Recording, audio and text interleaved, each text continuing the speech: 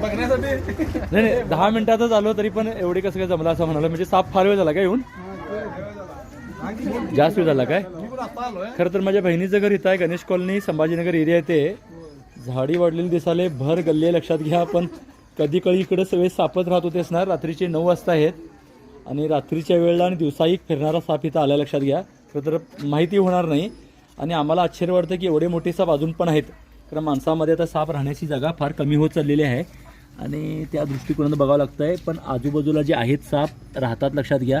माणसं असताना ते पण घाबरतात, पण प्राणी आहेत म्हणजे ते राहणार लक्षात घ्या. आणि खरं तर फार मोठा साप दिसायला आहे तुम्हाला आणि लोकांना सापाची माहिती असणं गरजेचं आहे.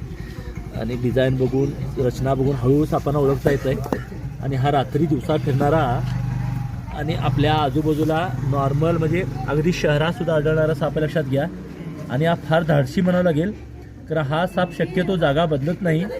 अगदी मोकळ्या ठिकाणीसुद्धा कित्येक वेळ बसून राहू शकतोय. आणि त्यामुळे या साईला खरं तर आम्ही नागाला घाबरतो लक्षात घ्या. पण नागापेक्षाही म्हणजे हा विषारी नाही आहे, पण नागापेक्षा जास्त रागीट असलेला हा साप खरं तर राग ह्याचा महागात पडतोय. कारण लोक ह्याला आरामात असं थांबलेलं असताना मारू शकतात. आणि सर्वात रागीट साप आहे. माझं बोट हात तुम्ही बघू शकता किती जवळ आहे.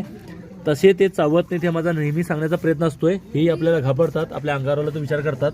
आणि फार मोठा जवळपास 4 वर्ष वयाचा हा बघू शकता तुम्ही. मी सांगण्याचा प्रयत्न करतोय, तो स्वतःहून ते काय करत नाहीत आणि मुगच आपण त्यांना मारू नये ह्याच्यासाठी आमचा प्रयत्न असतोय.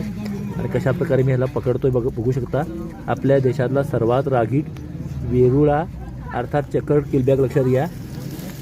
हा चावत नाही हे आश्चर्य लक्षात घ्या, कारण हा साप सर्वात जास्त चावणारा आहे. आणि हे सांगण्याचा आमचा प्रयत्न असतोय. असं जर तो चावत नसेल म्हणजे ह्याला कळत असेल उगीच चावायचं नाही म्हणून, तर माणसांना पण कळावं की ह्याला उगीच मारू नये म्हणून. तर एवढा मोठा साप असा आला लक्षात घ्या. म्हणजे बाहेरून कुठं आला असणार, पाण्याच्या ठिकाणी हा राहतोय, रात्री दिवसा फिरतोय. अजगर नंतर सर्वात जास्त अंडी घालणारा साप लक्षात घ्या. आणि म्हणजे नाग ह्याच्यापेक्षा मोठा असतोय, धामण ह्याच्यापेक्षा मोठी असते, पण 50 पेक्षा जास्त अंडी घालतो लक्षात घ्या.